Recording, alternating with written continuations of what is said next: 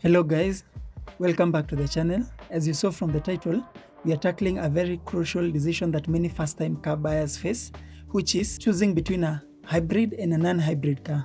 This video takes a practical approach, cutting through the marketing hype to reveal the true cost and considerations of owning a hybrid car in Kenya or Africa in general. We'll explore key factors like fuel efficiency, maintenance expenses, parts availability, long-term reliability, resale value, and potential headaches, all from the perspective of a car owner, to help you make an informed decision that best fits your budget and maintenance capacity. This is not just a comparison of features, rather, it's an in-depth analysis of what you'll actually spend to own and maintain a hybrid versus a non-hybrid vehicle in Kenya. There's a lot of hype around hybrid cars, but the worst mistake you can make is believing a reviewer's or a salesperson's word for it without doing your own research. This video is your first step to understanding the real cost in Kenya shillings of owning and maintaining a hybrid car in Kenya or Africa, so that you can avoid costly regrets down the road. Toyota's parallel hybrid system seamlessly integrates a petrol engine and an electric motor. The hybrid battery recharges in two main ways. The first is when you slow down or brake, and this is called regenerative braking, and it uses the electric motor to capture energy that would normally be lost as heat.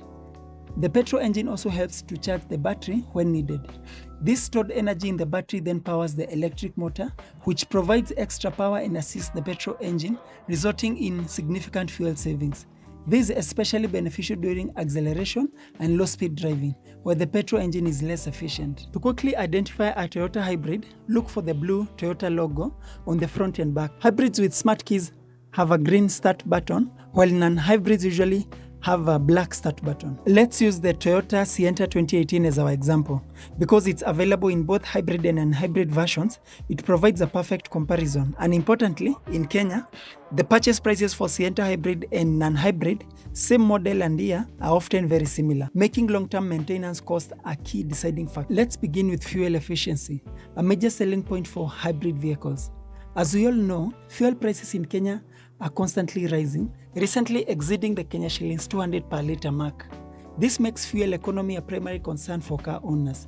Hybrids offer a major advantage in this regard. For example, the 2018 Toyota Sienta hybrid achieves an impressive fuel economy of approximately 22 to 26 kilometers per litre on the highway, while the non-hybrid version achieves around a maximum of up to 21 kilometers per litre on the highway and 14 to 18 kilometers per litre in typical city driving.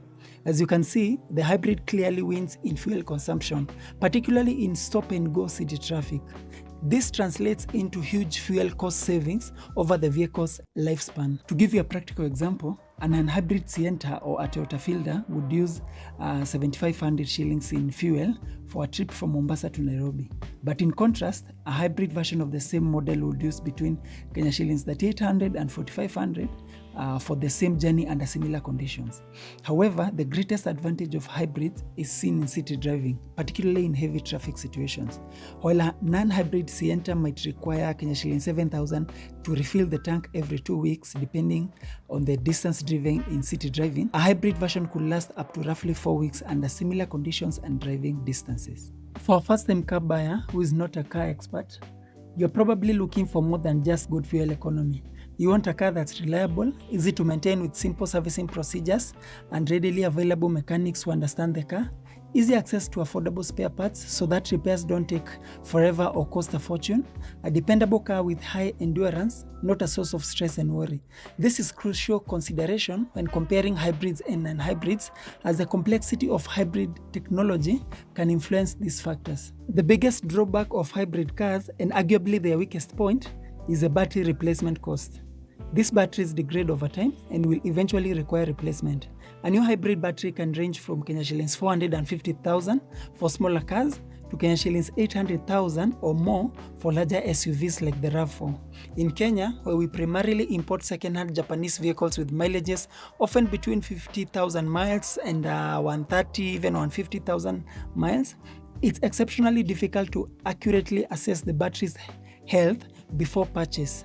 A simple visual inspection of the batteries or a test drive of the hybrid vehicle is insufficient. It requires specialized testing with diagnostic tools, which are mostly inaccessible to first-time car buyers. Toyota hybrid batteries are generally expected to last between 100,000 and 150,000 miles. However, their actual lifespan can vary significantly. Some Toyota owners have reported needing battery replacement as early as 100,000 miles, while others have seen their batteries last well over 200,000 miles. This variation is primarily due to factors like driving habits, climate, especially extreme heat or cold, and maintenance practices. The problem becomes clear when you consider the mileage of most imported hybrid vehicles in Kenya. Buying an ex-Japan hybrid car with say 70 or 80,000 miles without accurately knowing the battery's health is a major financial risk. You might get some information from the auction sheet about the battery's health, but it's not always a guarantee. If you buy a hybrid vehicle without doing the proper pre-purchase inspection checks on the high voltage battery, you may end up with a hybrid battery that is in such poor health that after 6 months or 1 year, you are forced to purchase a new 450,000 battery, making it a very risky investment. Meanwhile, someone who opted for a non-hybrid version of the same vehicle model as yours is most likely enjoying worry-free driving at this time. To put this into perspective, a replacement to an RFKE engine that's used in the non-hybrid Sienta 2018 in Nairobi cost between 85,000 to 120,000 max. In contrast, the cheapest second-hand hybrid battery of the same vehicle, the hybrid version, cost around 90,000, a second-hand battery, while a new one costs upwards of Kenya shillings 450,000. So the battery alone can be more expensive than just replacing the entire non-hybrid engine. This raises a critical question. From a practical owner's perspective, does the potential fuel saving justify such a significant financial risk? I'd love to hear your opinions in the comments. Another bigger problem that I've seen with hybrids in Kenya, especially in hot and dusty regions like Mombasa, Kilifi, Kitengela, is how heat and dust combine to create a major challenge for hybrid batteries. Basically, the high temperatures speed up the chemical reaction inside the battery, leading to faster degradation, while the dust makes it even worse by blocking cooling and sometimes even causing electrical problems. This constant overheating really takes a huge toll on the battery's lifespan. You can see the evidence of this right here. Look at how completely clogged up these cooling fans get with dust. While non-hybrids are also affected by heat and dust, their maintenance is generally less expensive and easier to perform due to their simpler mechanical design. This means fewer specialized parts and more readily available expertise. For example, you can easily buy and change an air filter on a non-hybrid car yourself. It's just a simple DIY job. There are many crucial things you must know before buying your first car, e.g. knowing and verifying the right documents, assessing the engine's condition, checking the body to detect accident cars, suspension, engine fluids, test drive and what to listen for, auction grade variants and how to protect yourself during the payment process, avoiding car scams and more. I've compiled all this vital information into an easy to follow first-time car buyer's guide. It's a comprehensive resource complete with illustrative videos covering everything from essential do and don'ts to creating a solid seller-buyer agreement. Check this video's description for the link to purchase the booklet now to equip yourself with the right knowledge to successfully buy your first car like a pro and avoid costly mistakes that first-time car buyers make. Beyond the cost of the high voltage battery in hybrid vehicles, the complexity of hybrid system presents some real practical challenges for owners. These systems involve some pretty sophisticated technology, including the high voltage electrical components, inverters, electric motors, and more, all of which require specific diagnostic tools and expertise for proper maintenance and repair. But unfortunately, finding mechanics with this level of expertise can be difficult in many parts of Africa, as you wouldn't want to entrust your electric motor to just any mechanic claiming to know hybrids. While there are several mechanics in Kenya who offer hybrid vehicle repair services, their qualifications and the quality of their work can vary significantly. The reality is that hybrid technology is still relatively new here. This scarcity of truly qualified hybrid mechanics naturally leads to higher labor costs and the potential for hefty repair bills, even for seemingly minor issues. So it's really a buyer beware situation.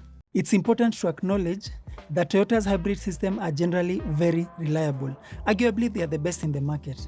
However, like any mechanical system, components can develop issues over time. This is especially relevant in Africa, where we primarily import second-hand vehicles from Japan or Europe. Many buyers are naturally drawn to the cheapest cars they can buy. But with hybrids, it's strongly advised against buying the cheapest ones. Buying a cheaper or older hybrid car might seem like a good deal up front, but the potential for hidden problems can quickly turn your dream car into a financial nightmare. While the high voltage battery is often the first thing people worry about when buying a foreign used hybrid car, other parts of the hybrid system can also lead to incredibly expensive and difficult repairs. Toyota's eCVT transmission, which is used in their hybrids, is a good example. With its extremely complex design, using a planetary gear set and electric motors and generators, requires specialized knowledge and tools that many mechanics simply don't possess.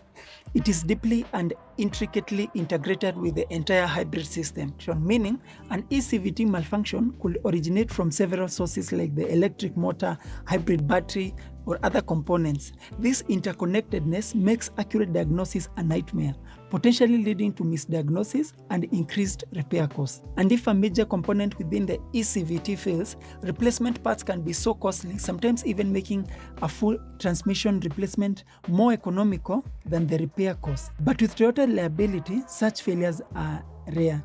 But when they happen, it can be financially devastating for you.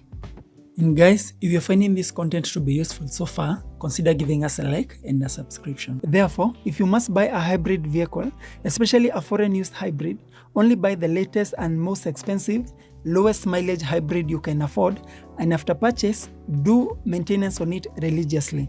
This improves the likelihood of you enjoying the long-term hybrid benefits, potentially even reaching 400,000 miles, with perhaps only 1 or 2 high voltage battery replacements.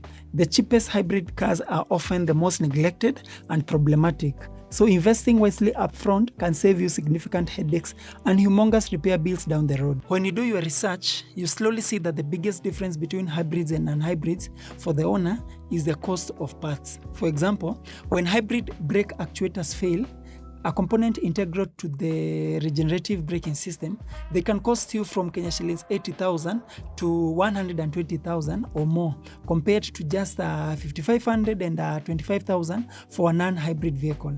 Replacing core hybrid components like the motor or transmission can be incredibly expensive. That's when you realize that whatever money you save in fuel, you'll spend it in repairs.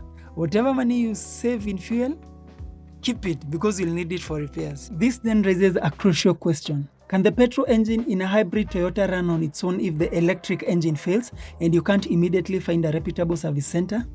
The answer is, fortunately, in most Toyota hybrids, if the electric motor fails, the petrol engine can run independently, though with very limited functionality and very poor mileage, to get you to a nearby service center. However, this is only meant to be a temporary solution. This is just a temporary solution. Prolonged driving with only the petrol engine without the electric motor's assistance will put undue strain on it. It will stress it, potentially causing further damage to both the petrol engine and the already faulty electric engine, leading to even more expensive repairs. Resale value is another important factor to consider. When a hybrid battery reaches the end of its lifespan, you'll face a difficult choice. Either replace the expensive battery or sell the car as it is. Choosing to sell the car as it is will likely result in low resale value, and finding a buyer willing to take on the burden of battery replacement just after purchase can be a huge challenge. The goal for any first-time car buyer is a smooth and stress-free car ownership experience. These hybrid-related issues are definitely something you want to avoid to ensure peace of mind. Non-hybrid cars offer a simpler and more practical choice. The familiar petrol engine is straightforward to understand and maintain. Spare parts are readily available throughout Kenya, making repairs quicker and cheaper. Non-hybrids can even be repaired by the roadside mechanic. Finding a qualified mechanic is so much easier, as most are familiar with these engines. This means less worry and significantly lower maintenance costs than hybrids, a major plus for first-time car owners. But if you still choose to buy a hybrid car, your first priority should be finding qualified hybrid mechanic or service center where you'll be servicing your car after purchase. Now, when the time comes for you to replace your hybrid's high voltage batteries, you have 4 options. Your first and safest option is to visit Toyota by Sifao Kenya and inquire about a replacement battery for your car. And as the official Toyota distributor in Kenya, they're the most reliable source of a new OEM, original equipment manufacturer battery, which comes with a significant warranty of 195,000 kilometers. OEM batteries are designed to perfectly match your specific Toyota model, ensuring optimal performance and longevity. However, be prepared to pay a huge cost, as OEM parts from official dealerships tend to be the most expensive.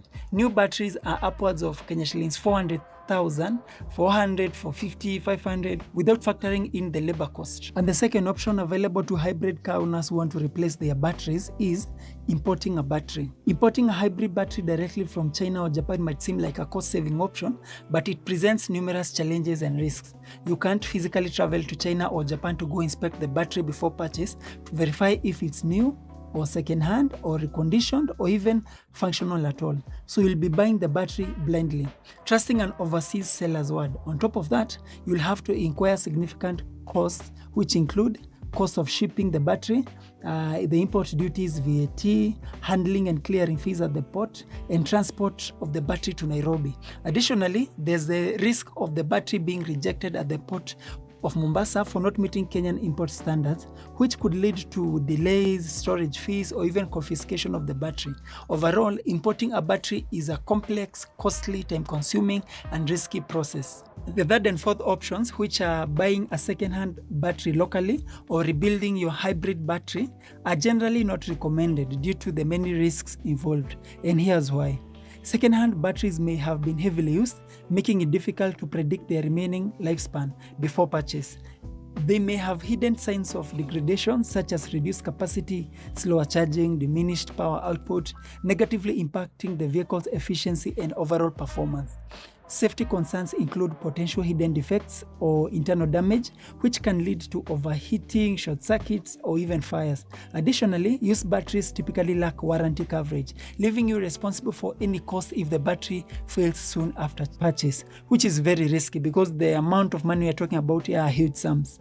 Lastly, verifying the true condition and history of a used battery can be challenging, which means you might unknowingly purchase a battery nearing the end of its life. Now let's consider the third option, which is purchasing a used hybrid battery from dealers in Nairobi or through online platforms such as the one I'm displaying here. Now note that all these are second-hand, either locally used or ex-Japan batteries for this specific site. You can also see their prices here. Prices vary depending on the battery's type, condition, origin.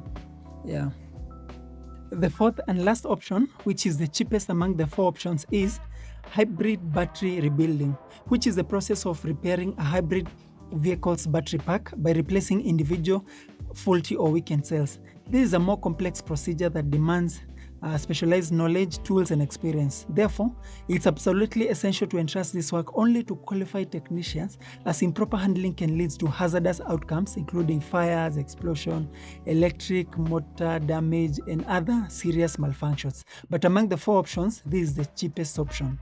The price for hybrid battery rebuilding varies a lot depending on the car model and where it's being done, but the least amount you can pay for the least amount of cells being replaced is anywhere from 15,000, 20,000, around that range. So in summary, despite the challenges we've discussed here, hybrid cars can still be a viable option for a specific group of buyers who especially prioritize fuel efficiency. If you meet the following criteria, then a hybrid might be just right for you. Number one, if you have the budget to comfortably afford a brand new, zero mileage Toyota hybrid or a low mileage ex-Japan import. Number two, if you have the access to qualified and reliable mechanics with specialized hybrid knowledge and diagnostic tools.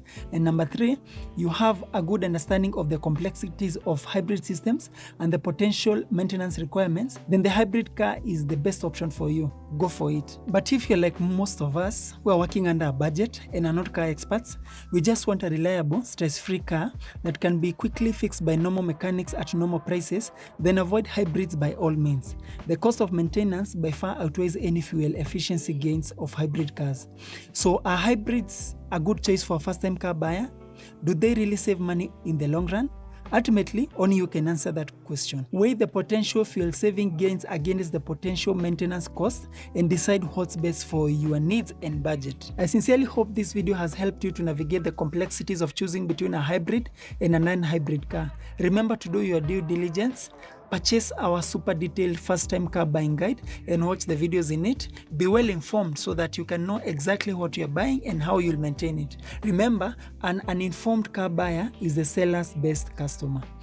If you own a hybrid car, we'd love to hear about your experience. Was it difficult finding qualified mechanics in your area? How is the fuel consumption? Share your thoughts, corrections, and observation in the comment section below to help others considering hybrid car ownership. If you found this helpful, please like, comment, and subscribe for more car buying insights. Thank you for watching till the end. See you on the next one, guys.